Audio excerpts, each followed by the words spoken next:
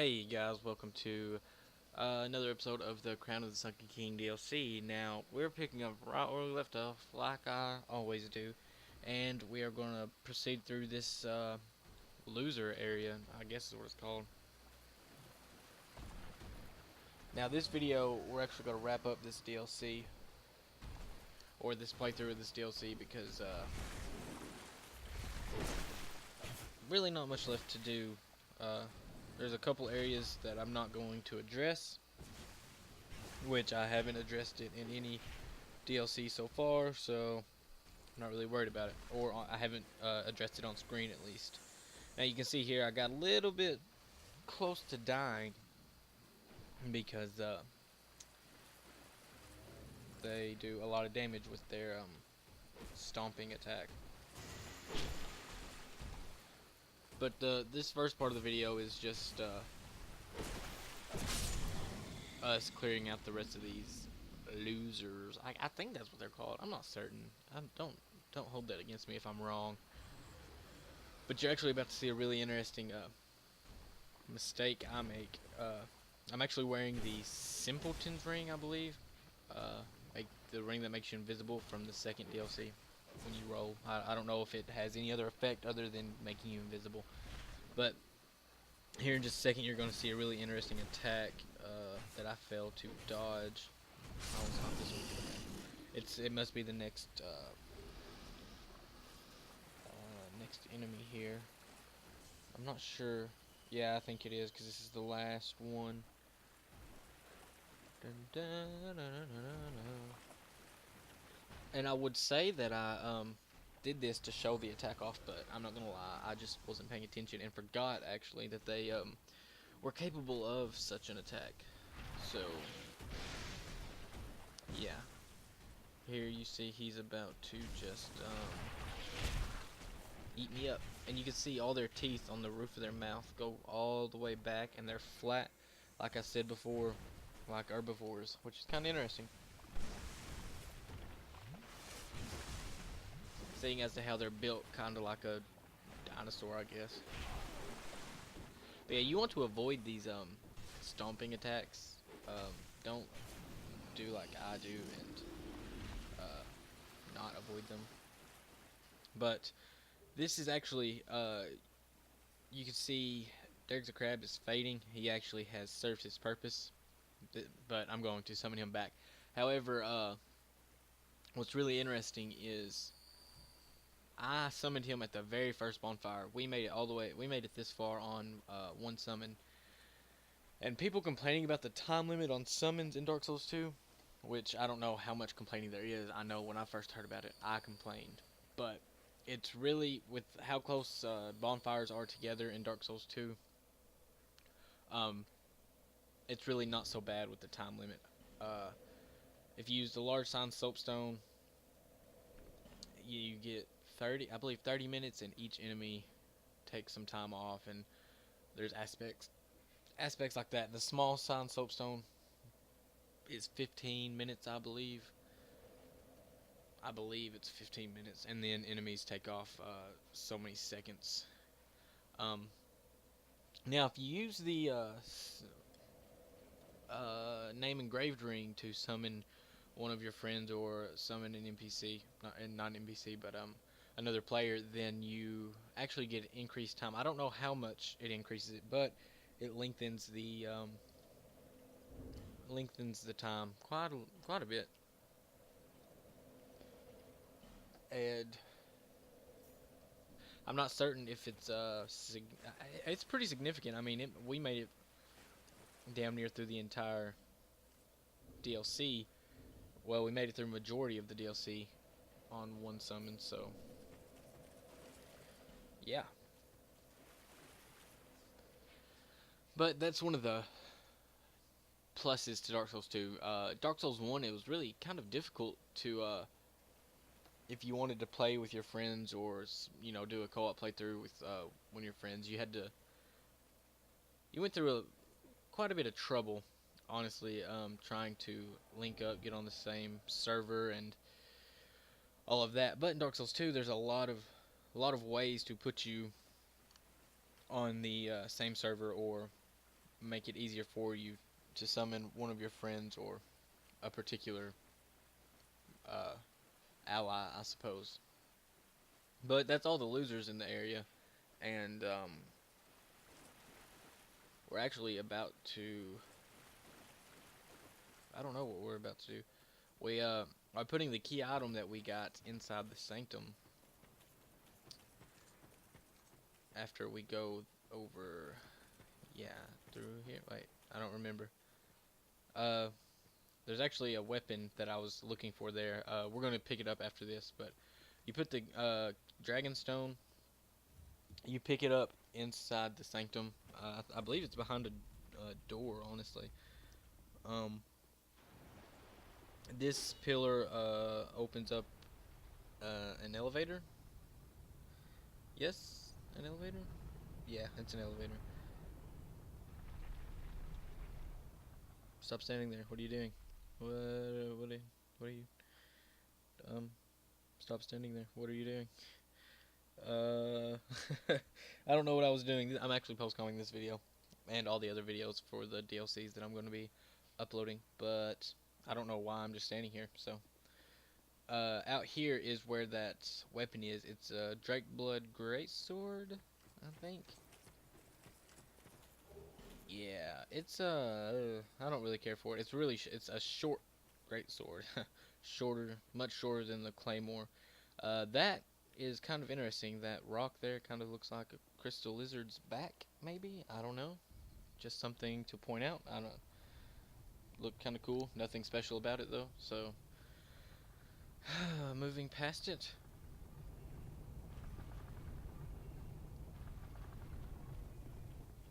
Taking the elevator up, we are going to now enter. Going up here wasn't really necessary at all. I don't believe. I don't remember. Oh no, this is a shortcut from the beginning, uh, closer to the first bonfire. Yeah, no need to be here. But we go back down, and we'll go the way we're supposed to go. Da-da-da-da. Where's the elevator music at? That'd been cool if they'd put a little elevator music in, maybe. Some lame ass elevator music, you know, whatever. Uh, through here we're entering the boss area, I guess. Um, yeah, yeah, yeah. But going across here is kind of the beginning of the boss area, I suppose, because you just kind of drop down through this room and you're at the boss door. So nothing up here. Can't go up the staircase. Here's another one of those drop-offs that they've become so fond of in Dark Souls 2. Now, this is just kind of a calculated dropping area. Just keep taking drops to the bottom, really. Just gotta find the safest way down, which isn't difficult. You can see the boss fog from all the way up here. But this area has new enemies. You've seen we picked up the Drakeblood Greatsword, and here are actually the enemies that wield the Drakeblood Greatsword, and they are tough as shit. They got high defense.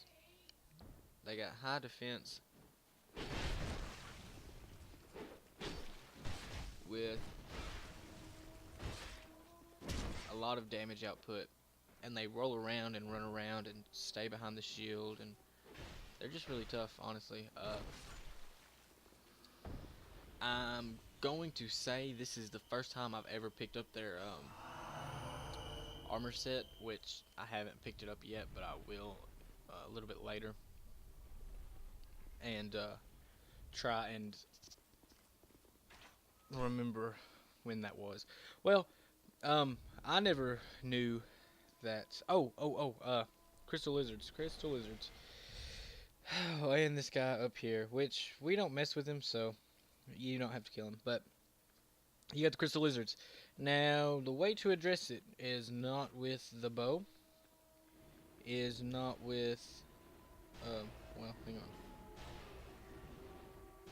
Oh, I guess he is gonna. I guess their crab's gonna kill him. I don't know. Yep, sure did. Is not with throwable items. Uh, because for some reason it doesn't seem to affect them. I don't really know. As you can see, that should have killed them, but it didn't. I didn't mean to drink that Estus flask, but I did. And see, here here's where things kind of got a little crazy. Is I was not prepared for them to run out like that, and a weapon like say the Zweihander or the Dragon Lake sword, wielding it two-handed, anything that would strike the ground would be useful there. However, I did not pay any attention to them running. I never expected them to run out like that, so I don't know. Maybe other people will pay more attention than I. There is not a bonfire on this floor. It's on the next one down. There's a hidden wall, but not here. But I believe on this floor is where... I think this is where it's at. But yeah, you can see they have really, really high defense. Which I wanted their armor set because of that sweet ass cape that they got on the back of it. But whatever. It works out. It all works out. And he's dead. Now, the armor set. Nope, it's not on this one. It's the next one down, I suppose.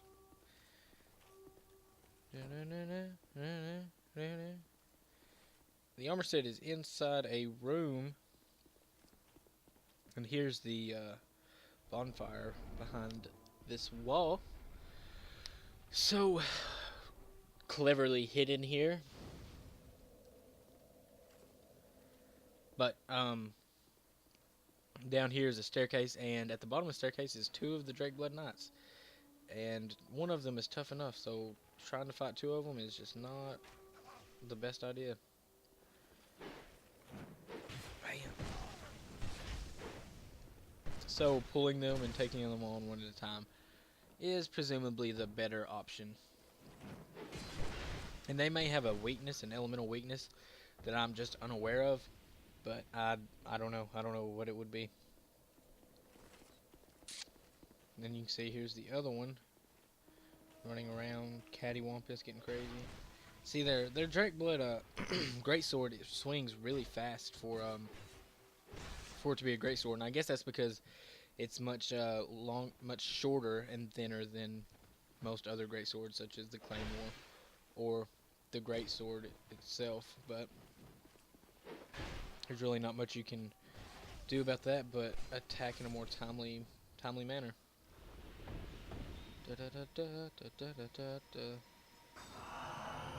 And down here around, yeah, it's in this one. Down here around the corner, you go left and then take another left. And you have a room full of empty chests and a dead body with the entire set. I do not believe they drop their armor set at all, so yeah, if you want their armor set, that's where you get it. I don't believe they drop any. I don't know that they drop anything, honestly. I've never never experienced them dropping anything. I've spent many an hour trying to farm them for their armor set and never gotten a drop, so that is something to definitely be aware of. And since we haven't hit the bonfire since, I don't know when it was, we're going to go ahead and use that repair powder. And here's where we're going to start making our descent much, much faster. This episode is going to have the final bosses, the only bosses in this DLC, aside from the gauntlet area, but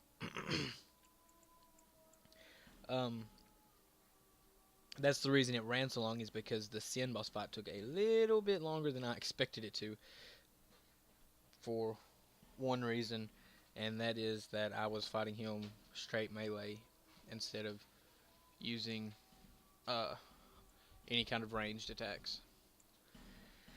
Oh, but I'm dropping some spell restoration, blah blah blah, because I know uh, our summon is a mage user mostly, hexes, and restoring his spells is probably going to be a top priority, since you can't do that other than by using consumable items when you're summoned. So yeah, just looking out for his well-being as well as mine, I suppose.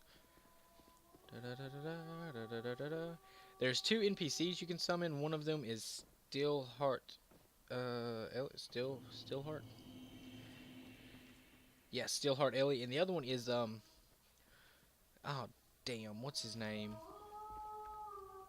Benhart. Benhart of Jugo. But I believe I have not progressed his storyline far enough, because his summon sign is usually right back here,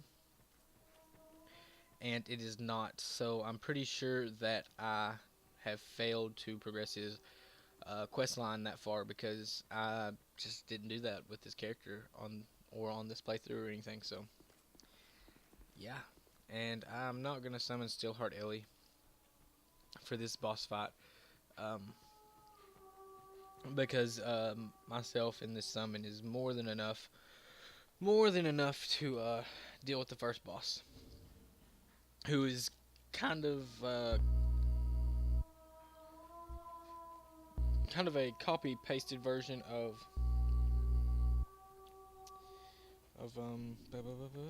what's his shit of damn it, Nashandra, the final boss of the main game. So yeah, kind of lame, but what can you do? Here we have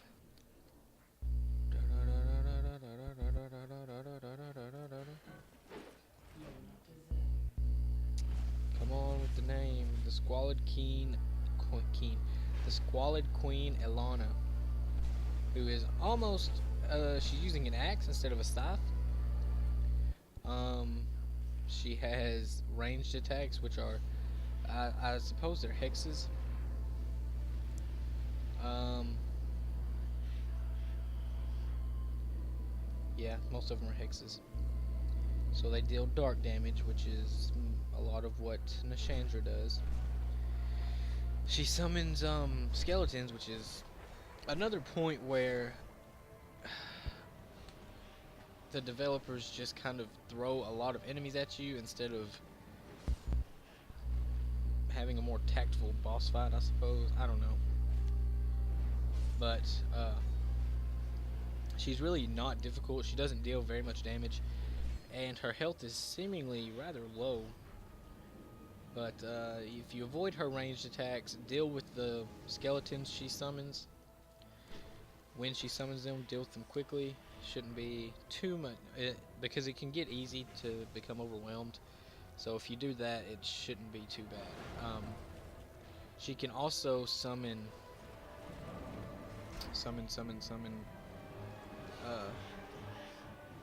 What's his name? Velstat. Well, it's not. I don't believe it's Velstat himself, but she can summon the Velstat. I don't know what he is, but she can summon a NPC, enemy Velstat, I guess. I don't know how you would explain it, but she does that at the very end of this fight. She usually does it right off the bat, and you have to deal with them both, but she, for some reason, didn't do that until the very end of this one. So I'm trying to draw out those dark, I don't know what that sorcery is called, but it fucking hurts, I'll tell you that. And you see now I'm low on health, and I'm just steady taking damage. And I did not expect that explosion to hit me. But the boss fight is almost over. And she is summoning the Velstat. And you can see I'm going to kill her, and he's gonna arrive long enough to pummel my ass, and then he's gonna disappear because it took so long. But there's one of the two bosses that we're gonna fight in this video. We got one more left to go, and I actually make a quick cut here in just a second because I needed to take out some of the waiting time. But that's okay. The waiting times aren't that bad. Here you have two other NPCs. Steelheart, no, Abyss Fiva. I don't know if it's supposed to be pronounced Abyss, but it's Abbess. And Fiva, Feeva. I don't know if it's kind of a play on Abyss Fever, I guess. I don't know. Don't really know. But we summon, at first we summon, Transcendent Ed, who would be useless in this boss fight. So I send him home to get Abyss Fever, so that I can use her miracles, because her miracles are more useful than Transcendent Ed running around like I'm going to with like a chicken with his head cut off trying to chase down Sin. Now, Sin. As you're about to see, this boss fight really he really isn't bad, honestly. He's really a straightforward fight. He's almost like Calamite from Dark Souls 1 DLC. He causes bleed, and he does a lot of fucking damage, I can tell you that. And he's always jumping around and flying, so it makes it difficult for, you cannot block that attack. I didn't realize that at the beginning of the fight. Also, it makes it difficult for melee users such as myself to get off very much damage because he is constantly running around, flying around.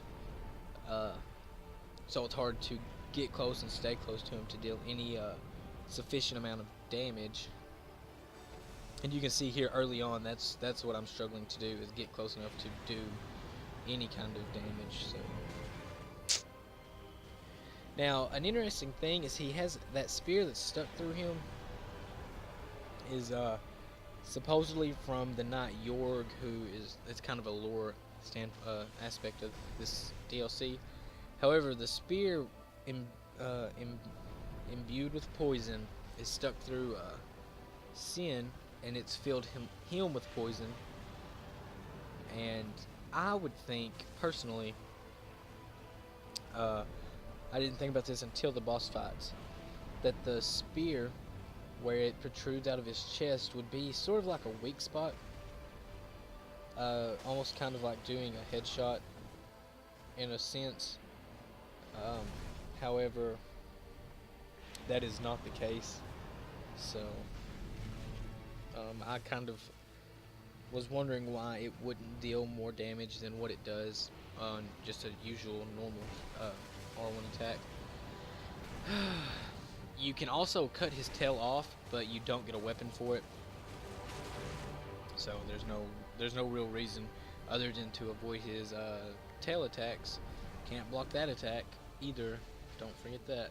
But other than to take away the aspect of his tail being a point of attack, point of offense for him, but really his tail isn't honestly the threat. So.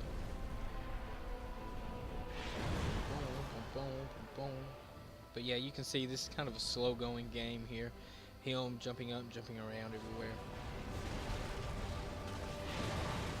He almost got me with that again. And see here, this is when I kind of thought, why am I not dealing more damage on this wound that he already has? But I don't know.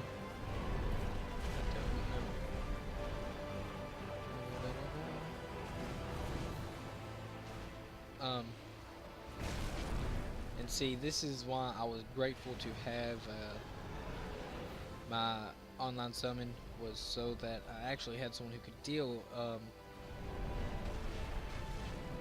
constant damage because see, when he's in the air like that, I'm not able to damage him at all. He spends a lot of time in the air, so I believe this is where he gets me. He gets me at one point with an attack that I wasn't thinking about at all. He turns on himself and breathes fire right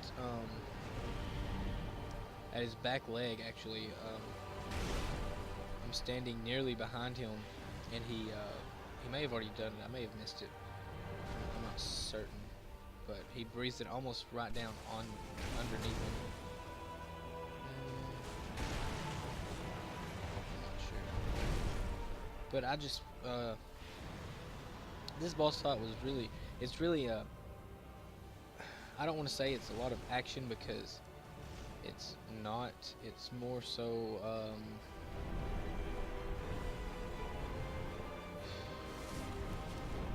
so tedious because you're having to run around all over the boss room and try and get close enough to deal any damage if you're a melee user. And so it's really troublesome, I guess, is the way I was trying, is the way I would look at it. It's kind of troublesome. There's the attack. He breathes it right up against him. And then, oh, luckily I blocked that and rolled the fuck out of the way of that. And get really close to dying right here, and I just get the fuck out of dodge because shit's getting bad. But somehow I pull through. Luckily I pull through. Don't die.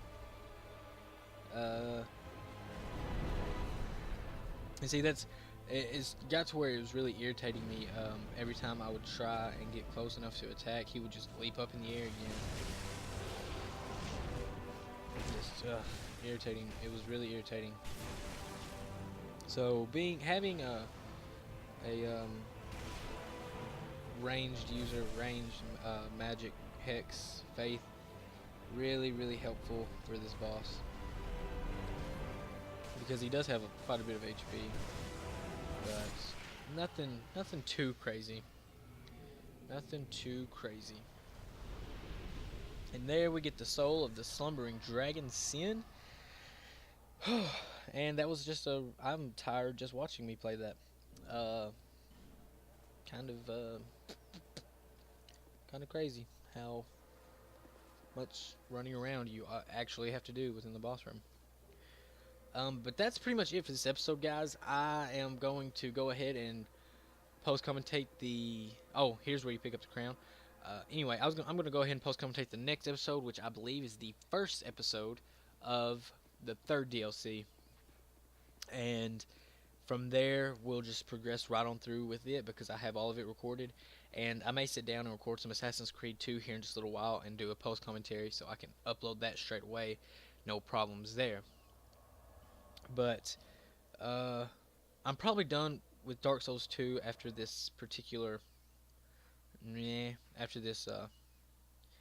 DLC, because I don't think any other DLCs are coming out, and I really have no use in playing Dark Souls 2 now unless I get a specific request or a specific plan in mind to do something, but I don't know when that'll be or if it'll ever be. So until the next episode, guys, I will see you later. I hope you enjoyed the video, and y'all have a good one.